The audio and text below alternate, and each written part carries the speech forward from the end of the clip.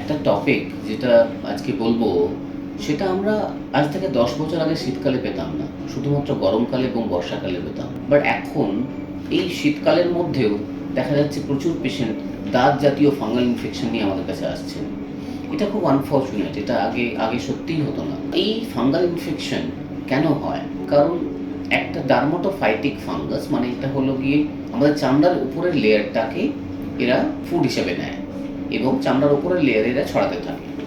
এই ফাঙ্গাসগুলো প্রচুর পরিমাণে ইচিং হয় এবং গোল চাকা চাকা দাগ হয়ে চামড়ার মধ্যে, স্পেশালি প্রাইভেট পার্টের ওখানে, আন্ডার আর্মস, এই সব জায়গাগুলো হতে থাকে। এটা কেন বেশি হচ্ছে, কেন শীতকালে পাচ্ছি, তার একটা বড় কারণ আমাদের ইন্ডিয়াতে এবং ইন্ডিয়ান সাবকন্টিনেন্টে এর একটা স্পেশাল টাইপ পাওয়া গেছে।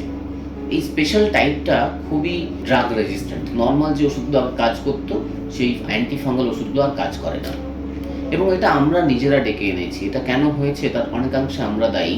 আমরা মানে যারা দোকান থেকে নিয়ে ওষুধের ক্রিম লাগাই, বিভিন্ন ধরনের ক্রিম যেগুলোর মধ্যে স্টেরয়েড জাতীয় ওষুধ রয়েছে, সেই ক্রিমগুলো প্রত্যেক দিন আমি দেখছি একটা ক্রিম নিয়ে আমরা বলছি যে এই ক্রিমটা খাওয়া ভালো নয়, আরেকটা কোম্পানির ক্রিম চলে আসছে। সেটা পাবলিক লাগাচ্ছেন দোকান থেকে নিয়ে বা নিজে থেকে কিনে নিয়ে, বা কেউ বন্ধু বলেছে বলে লাগাচ্ছেন, এবং সেটা ওই ফাঙ্গাল ইনফেকশনটাকে আরও বাড়িয়ে দিচ্ছে। সেরকম ক্রিম কোয়াডিডাম, ফোরড্রাম, প্যানড্রাম, লোবেট, মোমেট, বেটনোভেট এরকম নামে পাওয়া যায়। সো এইগুলো সবাই র্যাম্প্যান্ট ফাঙ্গাল ইনফেকশনের জন্য লাগাতে থাকছেন, যার কারণে ফাঙ্গাসের মধ্যে জেনেটিক চেঞ্জ হয়ে গেছে আজকে, এবং সেই ফাঙ্গাসগুলো আর নর্মাল কোনো ওষুধে কাজ করছে না। কি হয় না, যখন আমরা স্টেরয়েড ক্রিমগুলো লাগাচ্ছি তখন কদিন খুব আরাম পাওয়া যায়, কিছুদিন পর ওই ফাঙ্গাসটাই যখন ওষুধটা বন্ধ করছি তখন আরও শক্তিশালী হয়ে পাশে বেরোয়।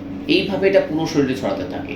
যে জায়গাগুলো আগে দেখতাম না, যে আগে ফাঙ্গাস শরীরে যে জায়গায় হয় না সেসব জায়গাতেও এখন হচ্ছে। পুরো মুখ, পুরো গা, পুরো ভর্তি হয়ে যাচ্ছে। আগে শুধুমাত্র প্রাইভেট পার্টে বা ঢাকা জায়গাগুলোতে যেখানে ময়েশ্চার জমছে, হাইজিনিক নয়, সেই জায়গাগুলো হতো। এখন পুরো বডি ছড়িয়ে পড়ছে। তো এই ফাঙ্গাল ইনফেকশনের এপিডেমিকটা আমরা শীতকালে পাইনি কখনো। এখন শীতকাল পুরো ভর্তি, পুরো শীতকালটাই আমরা ফাঙ্গাল ইনফেকশনের পেশেন্ট দেখছি। তো এটা কিভাবে আটকানো যায়, কিভাবে ঠিক করা যায়? যখন অলরেডি একটা ফাঙ্গাস নিজে মডিফাইড হয়ে গেছে জেনেটিক্যালি এবং সেটা ছড়াচ্ছে, তখন পুরনো ওষুধগুলো আর কাজ করবে না, এটা নিয়ে কোনো সন্দেহ নেই।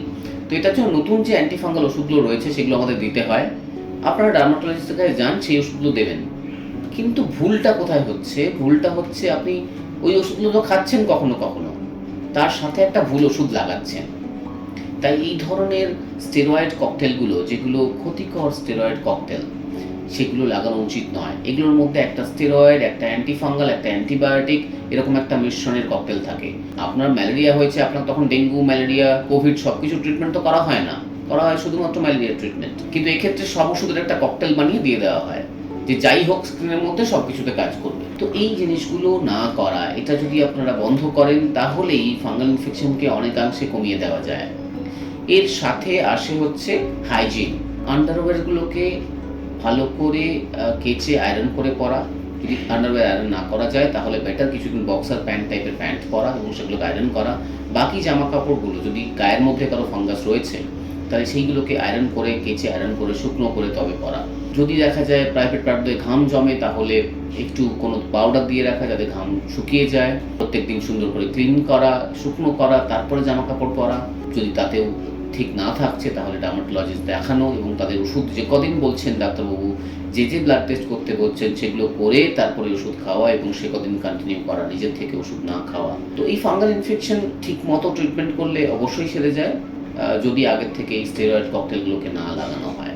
ডার্মাটোলজিস্ট দেখান, আপনাকে উনি হেল্প করবেন এবং আপনি সুস্থ হয়ে উঠবেন, ফাঙ্গাল ইনফেকশন ফেলে রাখবেন না। নমস্কার।